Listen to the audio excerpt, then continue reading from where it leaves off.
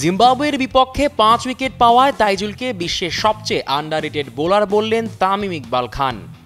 চট্টগ্রাম টেস্টের প্রথম দিনই 5 উইকেট শিকার করেছেন তাইজুল ইসলাম।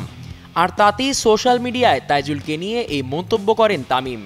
এক ফেসবুক পোস্ট দিয়ে তামিম লিখেছেন, এই মুহূর্তে বিশ্বের সবচেয়ে আন্ডাররেটেড বোলার তাইজুল।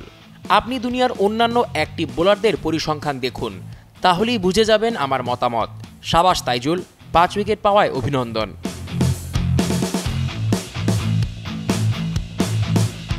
চট্টগ্রাম টেস্টের প্রথম দিনের 2 সেশন ছিল জিম্বাবুয়ের দখলে। হতাশার 2 সেশনের পর স্বস্তির সুবাতাস বয়ে দিয়েছেন তাইজুল ইসলাম। তার ঘূর্ণিতে জিম্বাবুয়ের বিপক্ষে চট্টগ্রাম টেস্টের প্রথম দিনটা নিজেদের করে নিয়েছে বাংলাদেশ।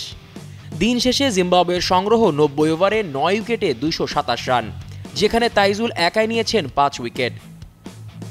এদিকে টেস্ট ক্রিকেটে বাংলাদেশের হয়ে সর্বোচ্চ 5 নেওয়ার রেকর্ড সাকিব আল হাসানের। টাইগার অলরাউন্ডার 19 বার পেয়েছেন 5 দেখা, 2-এ আছেন তাইজুল। জিম্বাবুয়ের বিপক্ষে 5 উইকেট পেয়ে 16 বার এই কীর্তির দেখা পান তিনি। 3 নম্বরে থাকা মেহেদী হাসান মিরাজ 5 পেয়েছেন 12 বার।